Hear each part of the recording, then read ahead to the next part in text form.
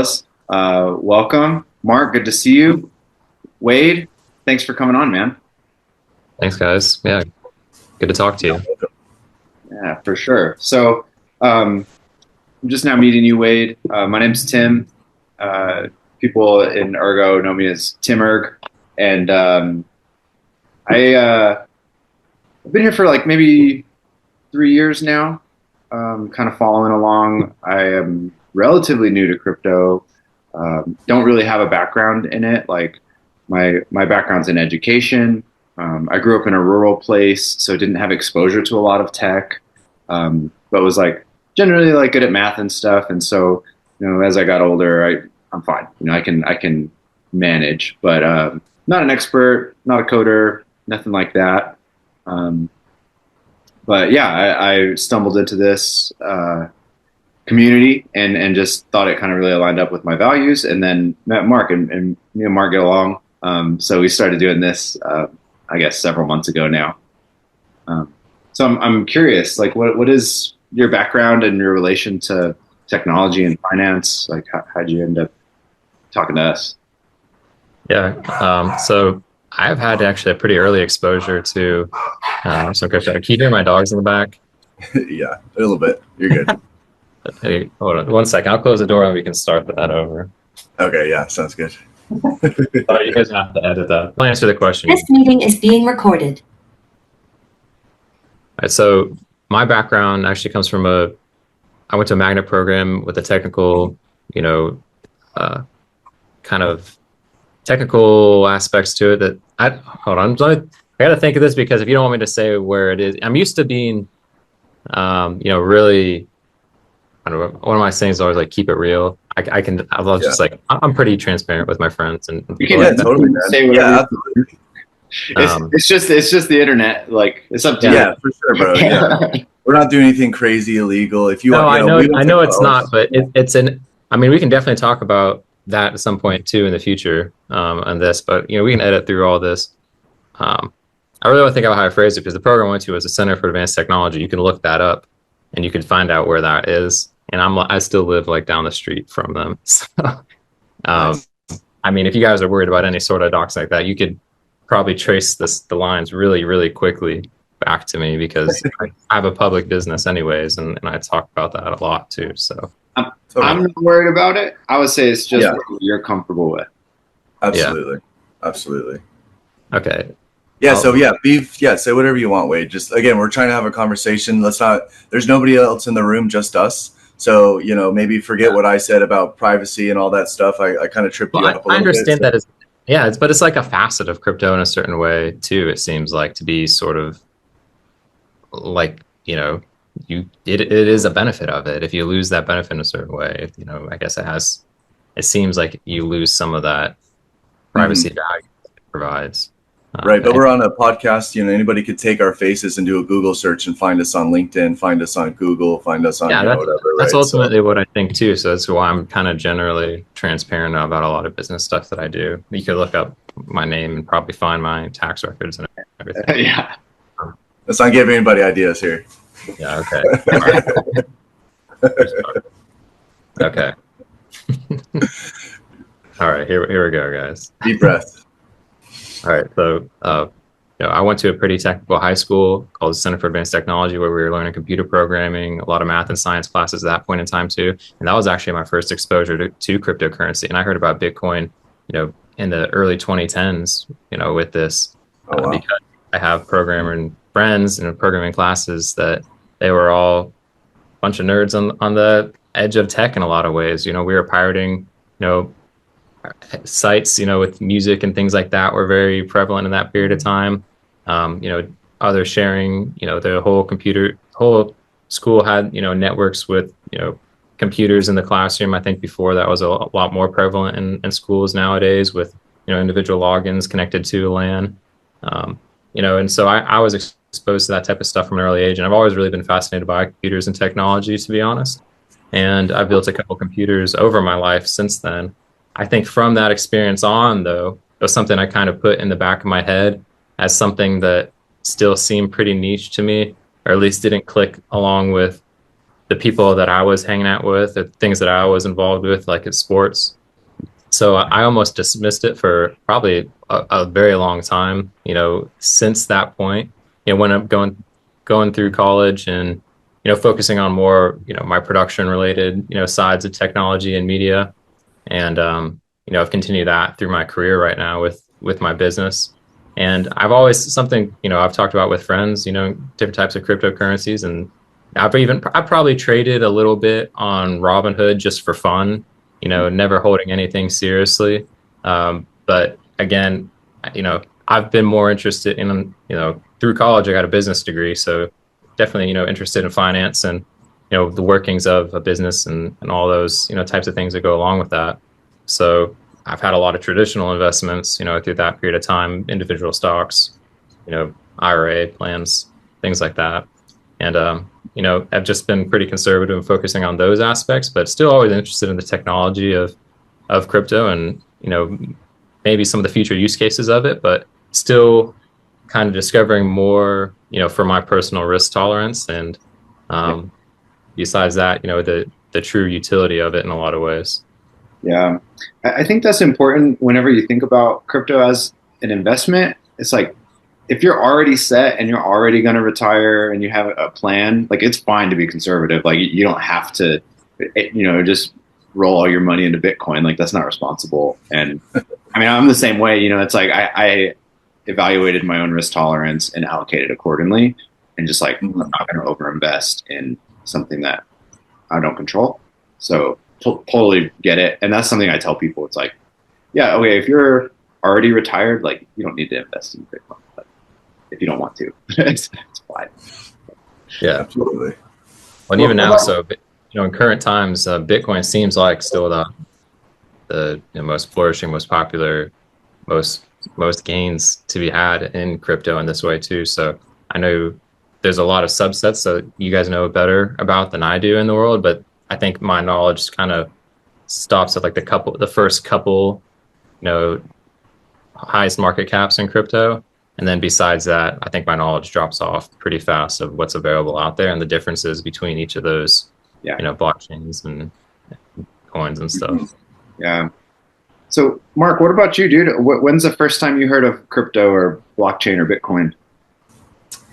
Yes, I would say probably around like 2018. That's when I first bought Bitcoin. I was actually just looking the other day. I'm like, how much Bitcoin in my lifetime have I ever bought?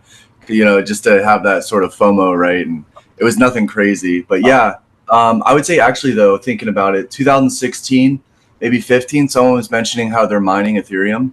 I'm like, what? This is weird. I'm like, you got a GPU. And at that point I was just like, just so focused just in my life and all that sort of stuff. Didn't really give it any sort of like glimpse or look. But I have a background in, I guess, mechanical engineering and then software engineering. And so kind of going through life, kind of one thing led to another in terms of sort of entrepreneurial type of ideas, built my own computer similar to Wade. And then all of a sudden I could find out, hey, I can use my GPUs to kind of mine. From an investment perspective, my parents come from real estate. And so my dad was always just kind of instilling that idea of just like, you need to buy assets instead of leaving it in the dollar. And so, but on that same token, I don't really like the idea of working with tenants and things like that. And so, that's where crypto and even stocks, right, kind of come into play in my mindset, or even mining. And so, instead of buying a stock or a crypto, I can buy the asset that is the GPU miner. And then from there, I can continually rely on it on a reward more indefinitely for the most part. So that's kind of, I guess, my story there. Yeah, that's cool, man. I guess for me, probably like 2012, I heard about Bitcoin. And I remember like a really specific conversation with my mom. Like I came home from college, just visiting and like, hey, I heard about this thing. I didn't understand it. I was like, it's like money for your computer and you like use energy to get it. And I didn't click, didn't understand. And then I just like blanked it out for a huge portion for like the next 9 years or something.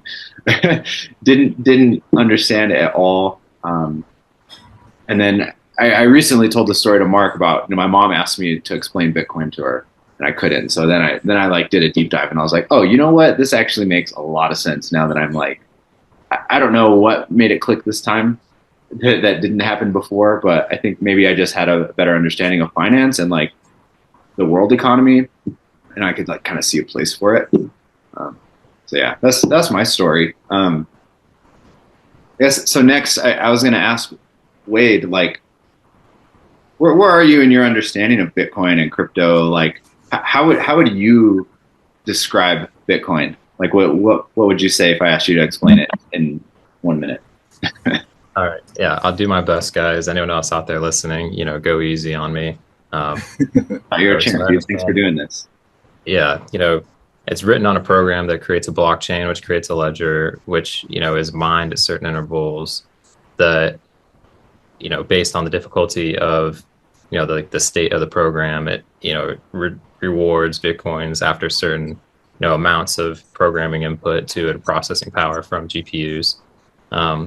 And then it's something was created with a finite resource, and it was meant to be mined over a certain period of time, and just slowly being chipped away by all the GPUs out there. And I understand the idea of the blockchain, it can be traced back through the program, through that. And from what I understand, also is made by a fairly anonymous source that's kind of like up for debate. It's a few people trying to claim who it was, at the same time. So it's decentralized. It's not controlled by a federal government or anything like that, and it's stored in digital wallets on computers that keeps track of the certain keys of what's how many coins you have, and you can protect it encrypt it with a password and exchange that between users for certain fees on the chain as well, and basically send that all over the world then that way.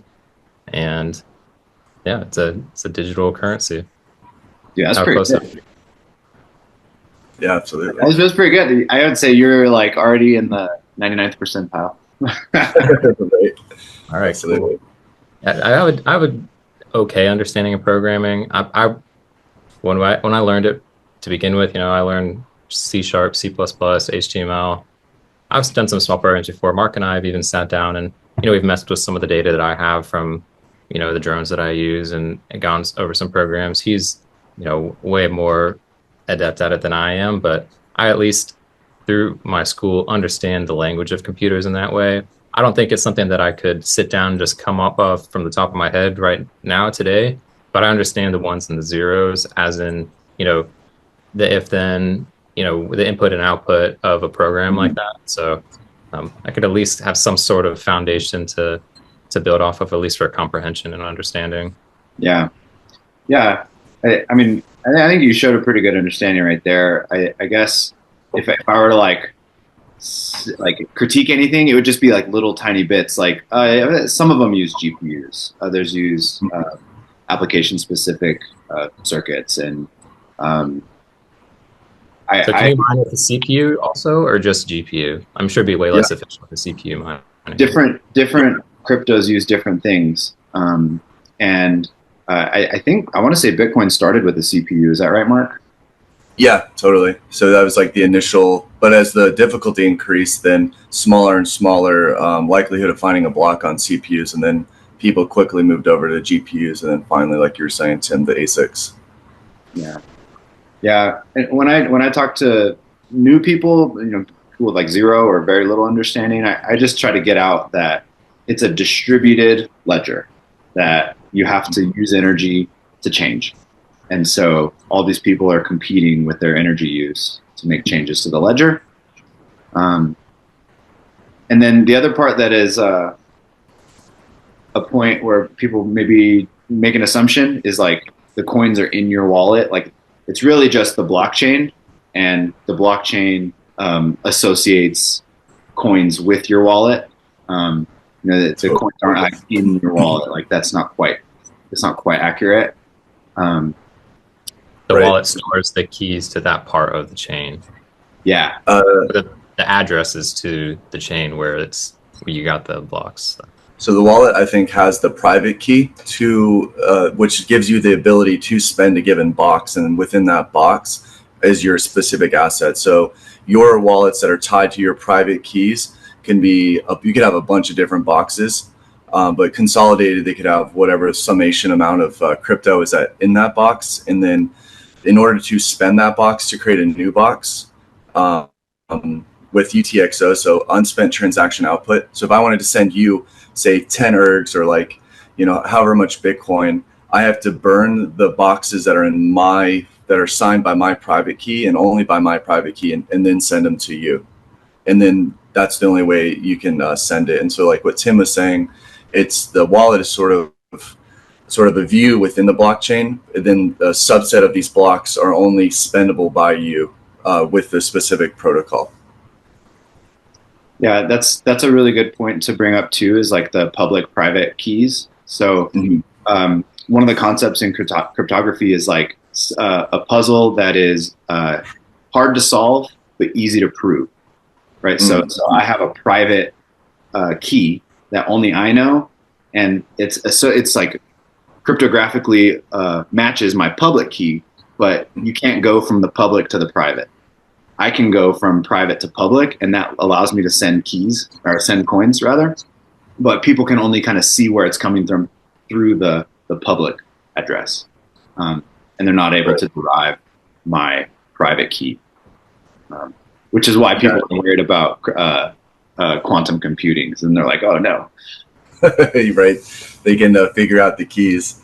And then that brings in a good segue for what smart contracts are. So traditionally, when you get sent tokens into like the boxes in your wallet, they're only spendable if you sign that transaction. But now smart contracts are another layer to that, to where you can sign and say, hey, I'm going to send this to Tim, or this other condition is true. So for example, say you have some type of delayed dispersion. So like in 10 minutes, I'm going to send this amount to Tim, or I can send it right now. But otherwise, it can get spent by Tim, and then you can run what's called off-chain bots to then collect those boxes that are then spendable, and then they send that to Tim automatically. And so then that's where the programmatic sort of idea comes into play. Yeah, and pretty much every real world financial asset or application, like you can think of borrowing, lending, derivatives, baskets of things. Like you could build all of those things to be done automatically with a smart contract. So Marc might want to borrow some money because he wants to go short or long, some other asset, and the contract would enable that, as well as like a ton of other things. Totally. Yeah, I mean, the idea of smart contracts really seems fascinating to me too, and something that I've talked, with people about for a while. Would help in my business to, automate certain things. When it comes to collecting payments from clients. Again, I think you'd have to see a lot more mass adoption of, I think, the underlying assets, by clients of mine that are, a lot less tech savvy than I am in some cases. But I think the concept is super promising. And even from a security standpoint, right? So, kind of differing from chain to chain, we have different smart contract languages that are able to write these contracts. So Ethereum is notable for the language is escaping me. But they can be not hacked, but people write in within. So on Ergo, it's called a Sigma prop. And so the Sigma prop, if true, that box gets to be spendable. Now on Ethereum, I'm not sure what the case is, but people are able to put sort of an or statement. So then if that becomes true, you can then spend that on Ethereum. And that's how people get hacked for like millions of dollars, because they put so much money into a proxy contract. So another entity kind of holding these funds, these boxes. I guess it's different on Ethereum. But then because of that sort of flaw within the smart contract, is then able to leak funds from that contract unexpectedly. So speaking of adoption and losing your money, what doubts and reservations do you have about crypto broadly, Wade? Like you're what we call a normie and a no coiner. So what gives, man? What's the Yeah, I mean, full disclosure for the audience right now, I'm not holding any coins or anything, any crypto.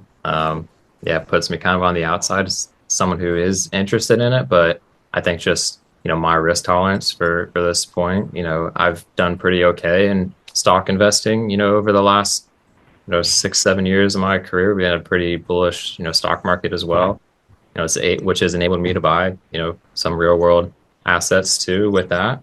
And I've kind of just been taking the tortoise or the hare philosophy a lot when it comes to that. The slow and steady wins the race. But I am, interested in the technology itself of cryptocurrency and in its future use potentials. And I think we're getting a lot closer to a point where I think enough people have heard and understand about it that it's making more and more sense as time goes on, especially with, I think the positive outlook that we're going to have over the next 4 years, in the US.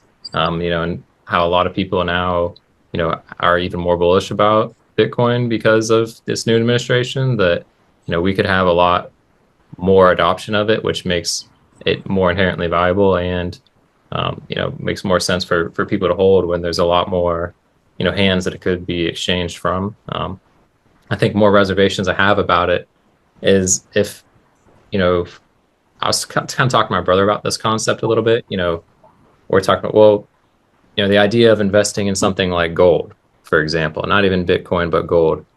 He said, okay, well, if I want to invest in something like gold to hedge against, a downturn in the market, I could buy a gold. The point would be to buy a gold bar, not just a gold exchange fund, because then you're losing the utility of that. If the stock market goes down, if the networks go down, you don't even have access to that. So you want a gold bar. But then if you have a gold bar and now you want to exchange that for food, it's kind of hard to break that bar up for food, right? So then I think the closest thing I can compare Bitcoin to, and this might not be completely accurate, would be gold. It's a great store of some value and it's a proof of that energy expenditure. And I think if I wanted some other form of reserve besides the stock market, in case the stock market would crash or the network fails or we're in an even worse scenario in the world, is thinking of like a prepper mindset, then I probably wouldn't be able to access that or exchange that between people either, I fear. So if it came down to the apocalypse or something like that, I'd probably rather have a pack of cigarettes to try to trade people, or a can of food or gas, in that way, because that's what I think of people would, have some sort of value. You think, I watched some prison shows talk, about the currencies that they've developed there between them without actual other physical money, and it comes down to bartering. So if it was the end of the world, I'd probably rather have a gas can than $1 million of Bitcoin in my digital wallet that I can't even turn on potentially. But I don't think it doesn't have value today. But I think just to me, and I'm not even that much of a doomsday prepper to begin with, but I think until that scenario happens, that I still have liked like my traditional stock investments, as a place to fairly safely keep, some savings. Yeah. I mean, everything you said is totally reasonable, dude.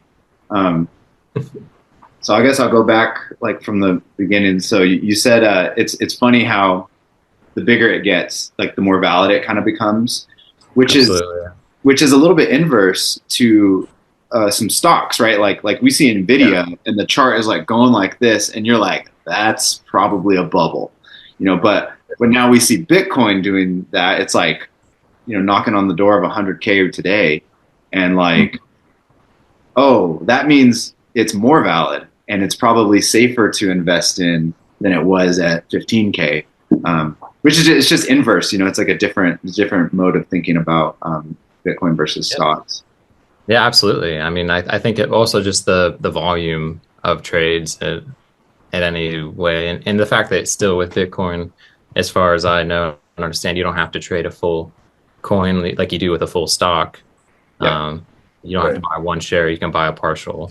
Divisible to a million parts. Yeah. Right. So another thing that you said that was good, there's a good analogy. You're like, oh, if I have the gold ETF, I don't actually have any gold. We say, not your keys, not your coins.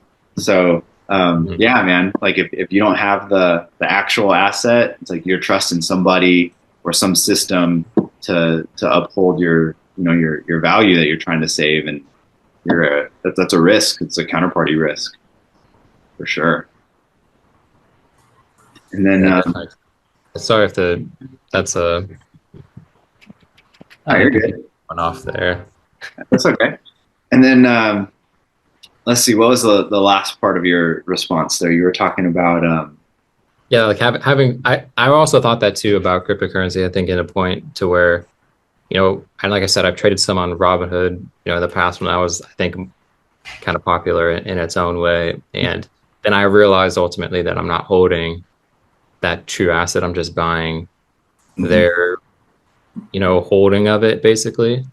So I think it would be important, I think, for my future self to, obtain crypto assets, to actually have it in my own wallet as well, like you're saying. Yeah. Okay, so your last point was about kind of like that worst case scenario. How would crypto actually be useful? Which is actually a good thought exercise. I think like real worst case scenario, yeah, like internet's gone, electricity is only available if you have a solar panel. That's like a real problem. But I think, but then again, I think a lot of people would be really messed up in that case then too. Yeah. So and then I'm also kind of thinking about Bitcoin as probably the most resilient money there that's digital. So as we approach that limit, everything is going to fly to that safety. And so in that process, it would become more valuable. We still have things like Starlink and every other satellite internet provider or whatever, like that would be online for a while.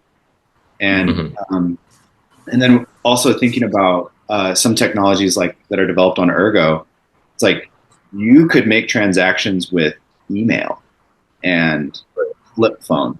We were even talking about, could you program it to use radio waves, like a ham radio? Could you put out a signal that somebody would be able to interpret as a transaction, which is pretty low tech in terms of hardware requirements and energy requirements.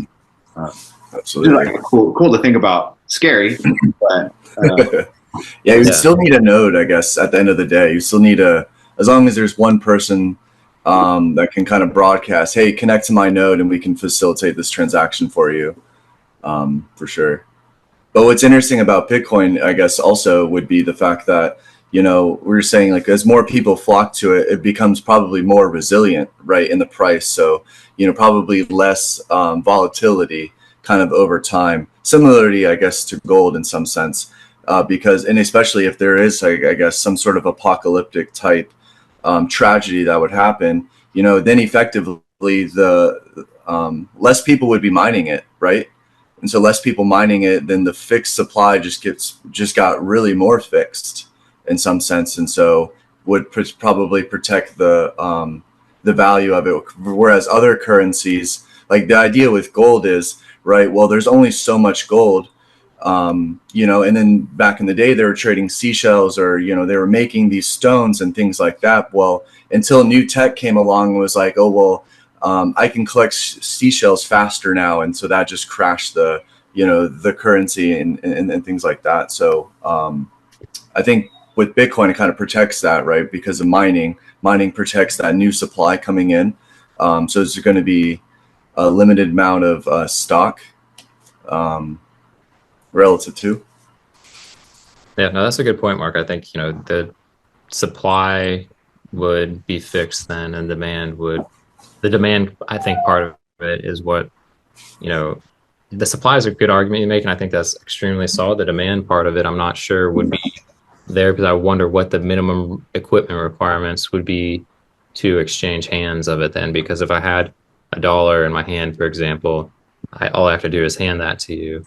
if I have, a coin, do I have to have and again, I know this is like the worst case scenario and probably not going to happen, but I did just live through 2 hurricanes in Florida where I lost power for 5 days. Yeah. And I tell you what, there was lines, around the corner at gas stations, waiting for gas. And my generator is extremely helpful, to be able to use here. But okay, so I might need a generator, I might need a laptop or a phone, to power that, and maybe some sort of Starlink or cell, service for internet. In that case, it's probably the minimum, you might need to exchange, crypto in that case. So, I think that's just an extreme case of that. And I think most of my investing philosophy is just way more cautious, in general. But I do think the technology has crazy potential, and I'm here talking about it because I do think it is very interesting and could have a lot more value in the future as it does today. And not only just to us, but future generations might find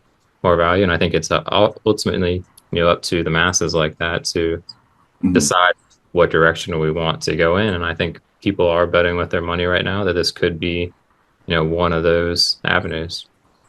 Yeah, and I think, relative to stocks, right? So, Bitcoin is this hard money asset, whereas stocks is kind of I wouldn't say it's hard money, right? Because, if you think about it, people say there's a fixed supply of like Tesla or Nvidia. Well, that's not necessarily true, right? Because every 5 years, every 3 years, they do a stock split, and it's effectively adding 10 times more of the stock supply, and they're just essentially printing stock. Whereas, Bitcoin and even Ergo, it's less so, and then specifically Bitcoin and Ergo, the hardware requirements to set up this sort of stuff is a lot cheaper and easier.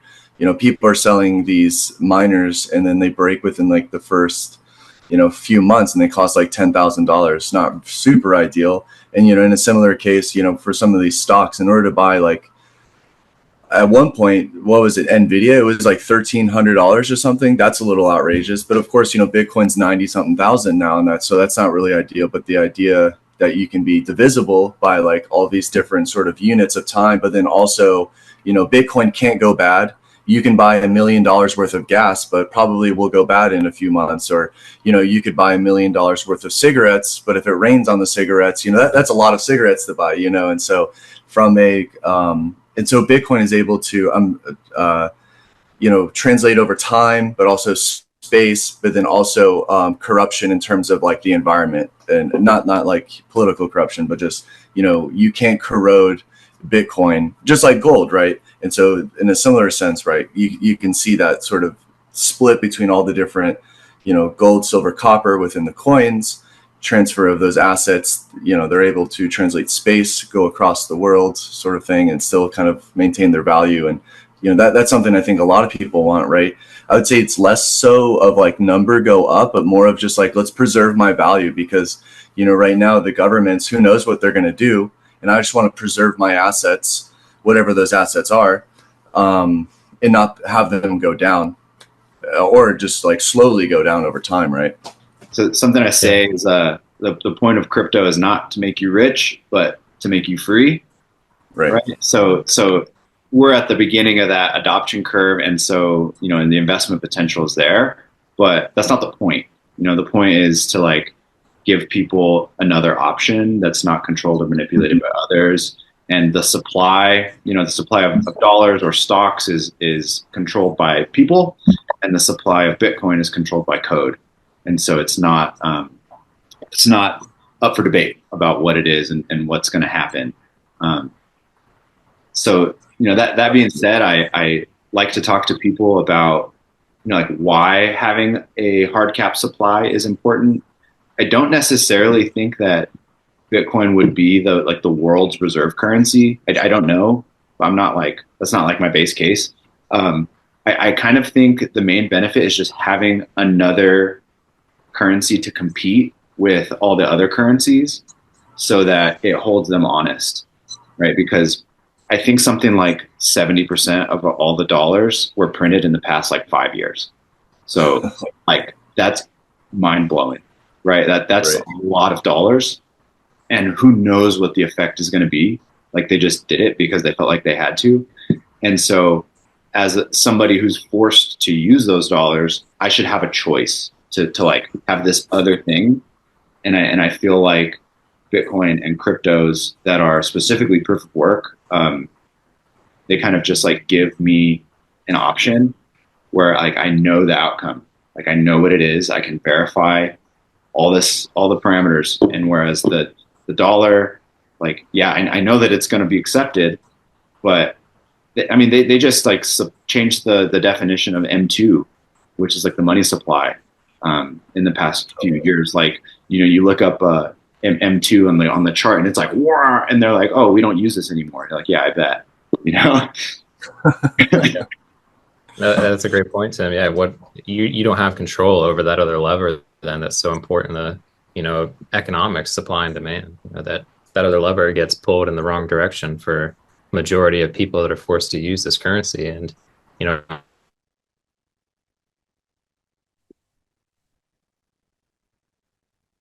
oh no.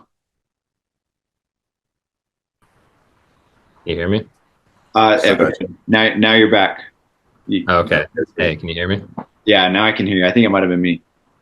All right, all good. I was just emphasizing that when you don't have control over the other lever in the economy of supply and demand, like you're mentioning, you have a lot less control over the spending power of your dollar or the whatever currency that is that you're forced to use. And I think you make a really good case when you cite, examples of hyperinflation in some South American countries. If you look at, what's happened down there in certain places where they have just inflated, the crap out of their currency to where, the spending power has just become so, insignificant in some ways that it's millions of dollars in whatever currency that is, for a loaf of bread or whatever that may be. So I think there's a great case for crypto that you're making in that way, and then one that I think principally I do believe a lot in. I think maybe if I'm allowed to segue this into another category, we talked about the top one a lot, Bitcoin. That's obviously the biggest market cap. How does that trickle down, and what need for other blockchains have come out of that, or have been invented after that, and maybe help explain to me some of the other use cases of different coins, or maybe especially Ergo in your guys' case. Yeah. So I think Mark kind of hit on it a little bit previously, where originally Bitcoin was really just a tool for transacting and sending and receiving those coins, and you had to kind of do that manually. It didn't have that smart contract functionality that we talked about. So in 2015 or 2016, Ethereum came out, and that was really the first smart contract application that arose. And just kind of being the first one, it had a lot of flaws. We found that there are more efficient ways to do things, more secure ways to do things. And that has led us to Ergo, where it's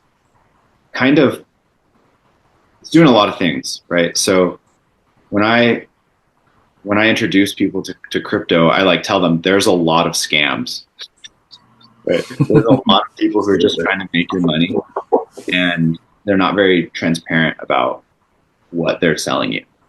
And so Ergo, one for me was just aligned with my values. Like, everything is open source. Like, there is a team, but they received very little money in terms of the whole coin allocation. They got 4% of all the tokens, and they publish a verifiable budget and expense everything. You can see every dollar that they've spent.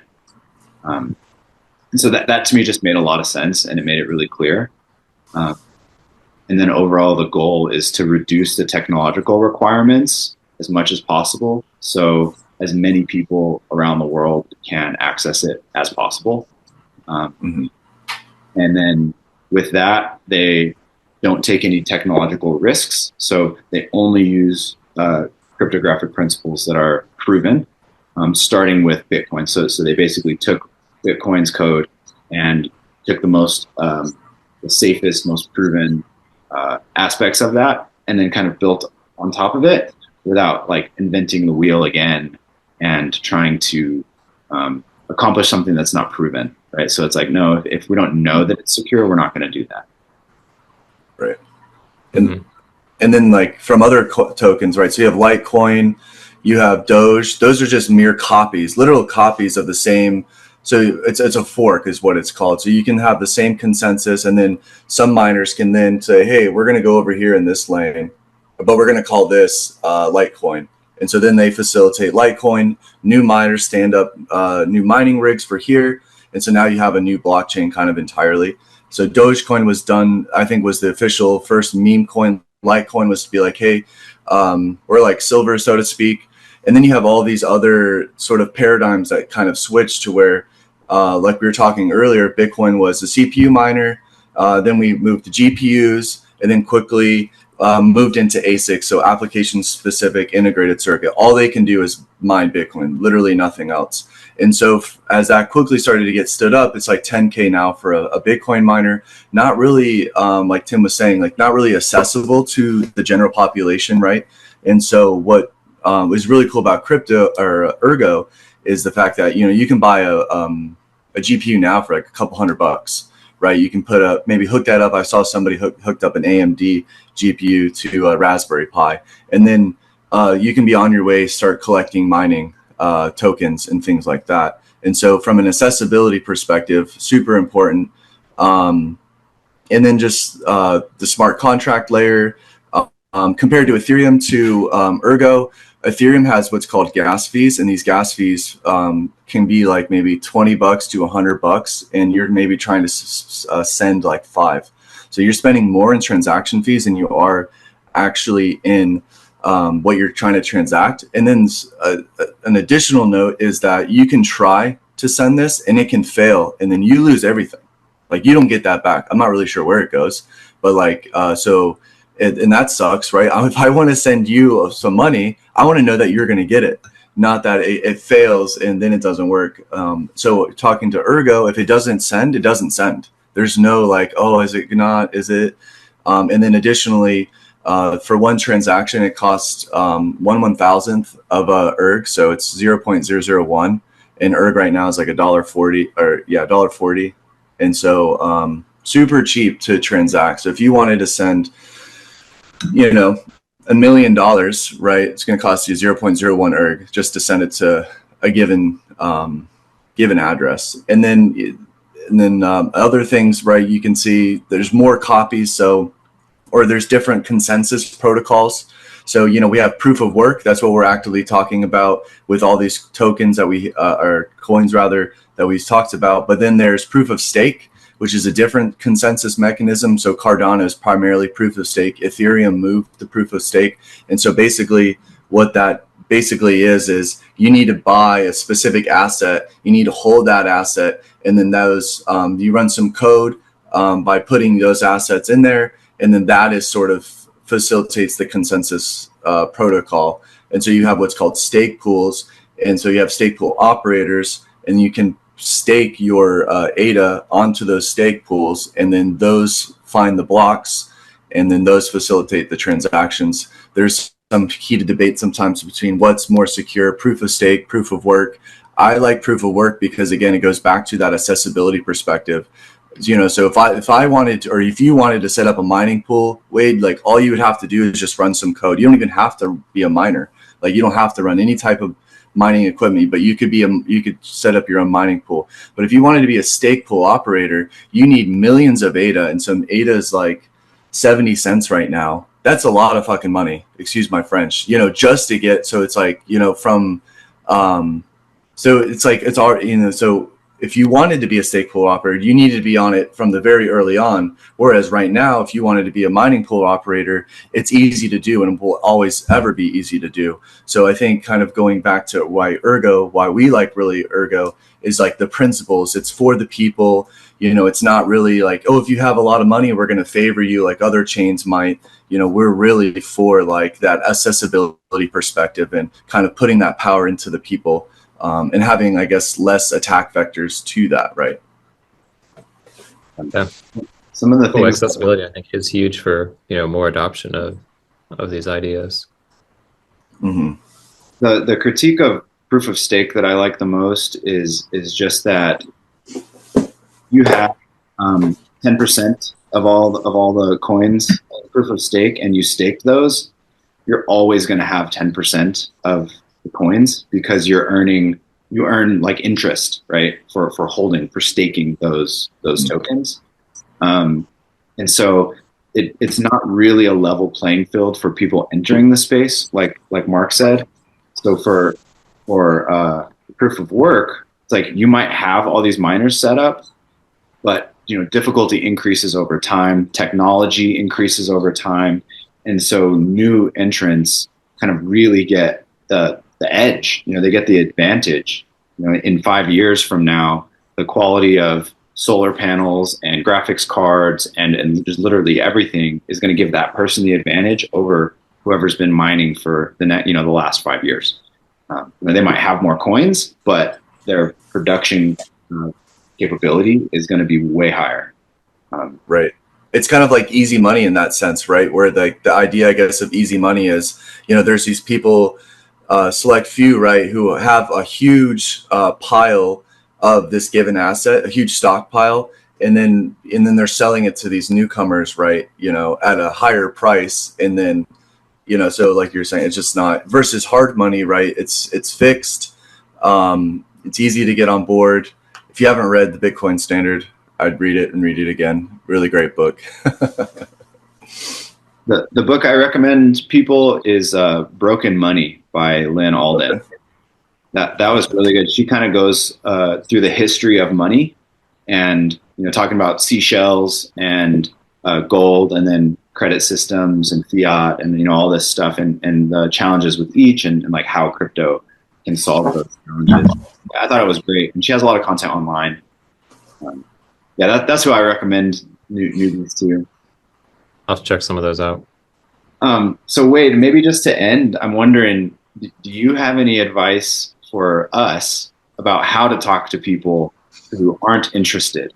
Because I don't know when this will come out, but Thanksgiving's coming up, and people are going to be like, "Hey, my Bitcoin's doing awesome." How do we talk to people who aren't into crypto? Like, did we do a good job, or do you have any recommendations? That's a really good question, and you're right. There's probably a lot of Thanksgiving conversations happening around who's doing really well in this and who's upset at other things. Maybe my ideas or perspective is making it less seem like an exclusive, club, and I don't think it necessarily is, but I think there is some technological facade to some people when no one questions, holding or having fiat currency. People might be, more or less, savvy with it, but no one doesn't, understand having, the value of $1 to food to, X, Y, and Z. So I think making it more analogous with, other types of currency, maybe seeing more transactions happen, with this type of currency instead of something that's maybe outside of that realm, altogether. It seems really helpful. I think there's certain words too, or certain lingo when it comes to things like that make it seem with crypto that makes it seem a little more complicated than it has to be too. Probably ones that we've even discussed, today that I might understand, but to a bigger audience, maybe such as, even just the blockchain or wallets and digital wallets in that way. Maybe not. I think, the term digital wallet does try to do a good job of equating, what that means. I think a good goal still seems like a club in some certain ways that,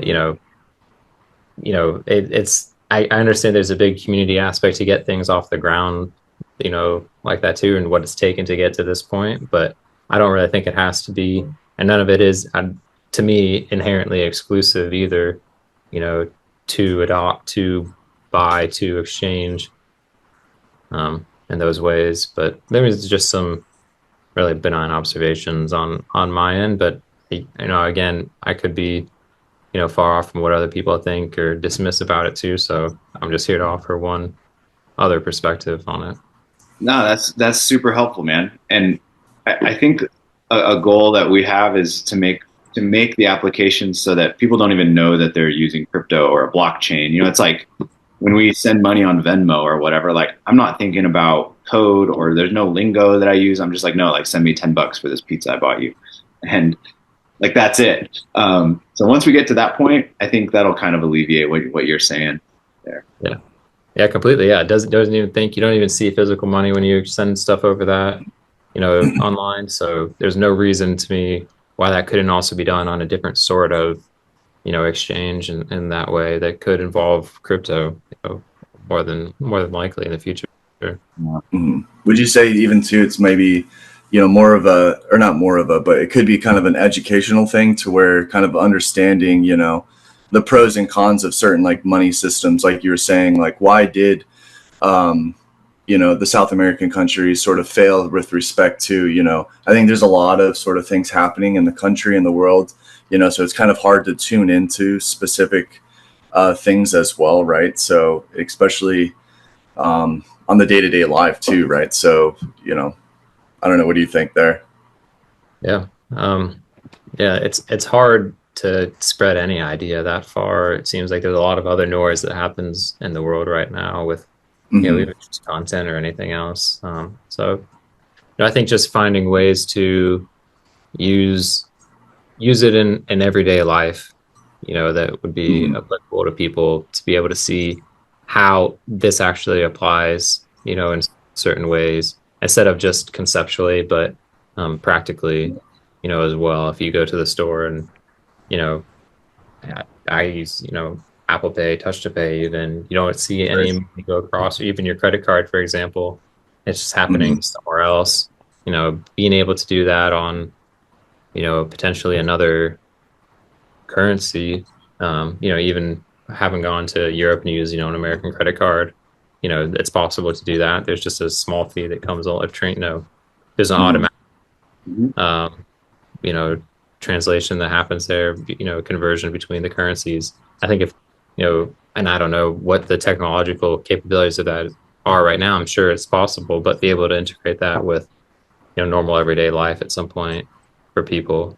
We already got it, brother. Right. They call it Babel fees. So you can choose to spend whatever currency you want, and then it'll make the transaction on the back end, and you don't even know that it happened. It'll just tell you how much it cost.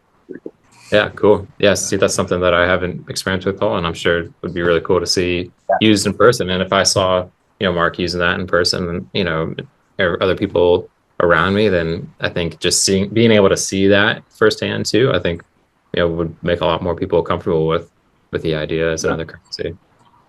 Right on. So I think, Wade, what we'll have to do is I'll have to come over at some point and we can set up your GPU to maybe mine at night so we can start getting you Ergo coming in. I have another old gaming computer here that I'm not using right now. That's sitting on the floor. So maybe you can put All that right. in use. There we go. Yeah, let's do it, man. Let's get you some Erg. All right. Yeah, definitely interested. I would be interested too, the difference of the energy cost versus, the outputs, but I think that might be very region specific too in a lot of ways. Yeah, absolutely. Definitely at least worth to experiment for me. All right. Hey, well, Yeah, for sure. dude, we'll have you on in the future, and you can tell us your experience as a fresh set of eyes. That'd be cool. Yeah, That'd be great. All right. right. Good talking to you guys, and good to hear what you guys are up to, and all the some stuff I learned today too that wasn't really sure about, but I think the best way would be just dipping your toes and learning something new. That's it, man. I feel the same way. I just like learn. I love to learn, and so I meet people like Mark, and they can explain one little thing at a time. And over the years, I feel like I've opened my mind to a lot of things and just learned a ton. So it's a cool place to kind of just spend some free time. Yeah, and our community is just so great, I mean, it's like I really enjoy talking with Tim, obviously you as well, Wade, and if you join us in the Telegram or Discord groups and ever have a question, people are just so overly like helpful and willing just to kind of clarify certain points, which that's a common reoccurrence within our community that we hear. And we're not really going to point you to, oh, hey, go buy this token, you're going to make $1 million or whatever, right? We're not really trying to do anything like that, but just if you need to understand a concept or, anything really, people are just so helpful. So hope to see you in the chats, bud. All right. Thanks, guys. Have a great day. Yeah. See you, everyone.